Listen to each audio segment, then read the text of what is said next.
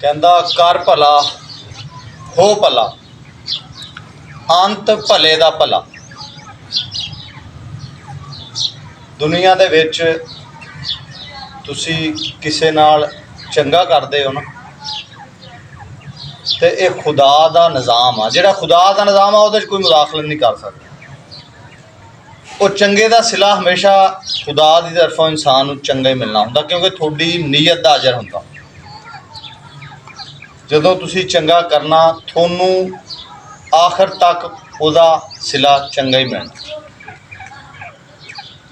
ਤੇ ਜਦੋਂ ਤੁਸੀਂ ਕਿਸੇ ਦਾ ਮਾੜਾ ਸੋਚਣਾ, ਮਾੜਾ ਕਰਨਾ, ਉਹਦਾ ਸਿਲਾ ਤੁਹਾਨੂੰ ਮਾੜਾ ਮਿਲਣਾ। ਇਹ ਕਦੇ ਨਹੀਂ ਸੋਚਣਾ ਵੀ ਮੈਂ ਉਹਦਾ ਮਾੜਾ ਕਰੂੰਗਾ ਤਾਂ ਮੇਰੇ ਨਾਲ ਚੰਗਾ ਹੋ ਜਾਊਗਾ, ਕਦੇ ਵੀ ਨਹੀਂ। ਇਹ ਦੁਨੀਆ 4 ਦਿਨ ਦੀ ਹੈ। ਪਿਆਰ ਨਾਲ, ਮੁਹੱਬਤ ਨਾਲ ਜਿਹੜਾ ਗੁਜ਼ਰ ਜਾਵੇ ਨਾ, ਉਹਦੇ ਵਰਗੀ ਗੱਲ ਨਹੀਂ ਹੁੰਦੀ। ਨਫ਼ਰਤਾਂ ਫੈਲਾ ਕੇ, ਇੱਕ ਦੂਸਰੇ ਦੀਆਂ ਲੱਤਾਂ ਖਿੱਚ ਕੇ, ਦੂਸਰੇ ਦੀਆਂ ਗੀਬਤਾਂ ਕਰਕੇ ਕੀ ਮਿਲਣਾ? ਉਸਾਹ ਦਾ ਵਸਾਹ ਹੈ ਸਹੀ, ਕਦੋਂ ਮੁੱਕ ਜਾਣੀ।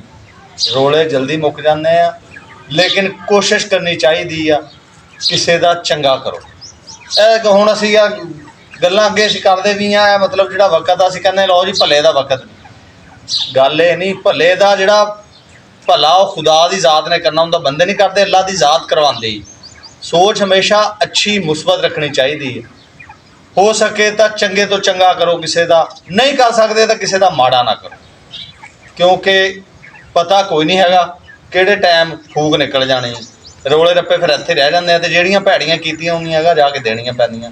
ਅੱਲਾ ਦੀ ਜ਼ਾਤ ਤੋਂ ਹਰ ਟਾਈਮ ਡਰਦੇ ਰਹੋ ਤੇ ਨੀਅਤ ਤੇ ਸੋਚ ਹਮੇਸ਼ਾ ਅੱਛੀ ਰੱਖੋ।